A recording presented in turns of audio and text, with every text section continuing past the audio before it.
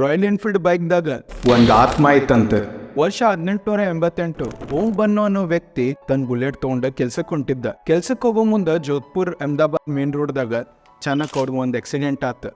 ಆ ಆಕ್ಸಿಡೆಂಟ್ಲಿಂತ್ರ ಅವ್ರು ತಮ್ಮ ಜೀವ ಕಳ್ಕೊಂಡ್ರು. ಪೊಲೀಸರ ಇದನ್ನ ಆಕ್ಸಿಡೆಂಟ್ ಕೇಸ್ ಅಂತ ಹೇಳಿ ಆ ಬುಲೆಟ್ ಅನ್ನು ಪೊಲೀಸ್ ಸ್ಟೇಷನ್ ತಗೊಂಡೋದ್ರು. ನೆಕ್ಸ್ಟ್ ಡೇ ನೋಡ್ತಾರ ಆ ಬುಲೆಟ್ ಸ್ಟೇಷನ್ದಾಗ ಇರ್ಲಿಲ್ಲಂತ. ಸ್ಟೇಷನ್ ಒಳಗ್ ಕಳ್ಳತನ ಆಗೈತಂತೇಳಿ ಪೊಲೀಸರ ಚಿಂತಿದಾಗಿದ್ರು. ಆದ್ರೆ ಸ್ವಲ್ಪ ಹೊತ್ತಾದ್ಮೇಲೆ ಅವ್ರಿಗೊಂದು ಇನ್ಫಾರ್ಮೇಶನ್ ಸಿಕ್ತು. ಆ ಇನ್ಫಾರ್ಮೇಶನ್ ಪ್ರಕಾರ ಆ ಬುಲೆಟ್ ಆಕ್ಸಿಡೆಂಟ್ ಆಗಿದ್ದ ಜಾಗದ ಕಡೆನ ನಿಂತಿತ್ತಂತ. ಪೊಲೀಸರು ಮತ್ತ ಆ ಬುಲೆಟ್ ಗ ಸ್ಟೇಷನ್ಗೆ ತಗೊಂಡ್ಬಂದ್ರು. Next day same incident. ಆ ಬುಲೆಟ್ ಮತ್ತ ಅದ ಪ್ಲೇಸ್ ಕಡೆ ಹೋಗಿ ನಿಂತು ಬಿಟ್ಟಿತ್ತು. ಪೊಲೀಸರು ಎಷ್ಟೋ ಸಲ ಆ ಬುಲೆಟ್ ನ ಸ್ಟೇಷನ್ ತಗೊಂಡ್ಬಂದ್ರ. ಪ್ರತಿ ಸಲನು ಆ ಇನ್ಸಿಡೆಂಟ್ ಕಂಟಿನ್ಯೂ ಆಗ್ತಿತ್ತು.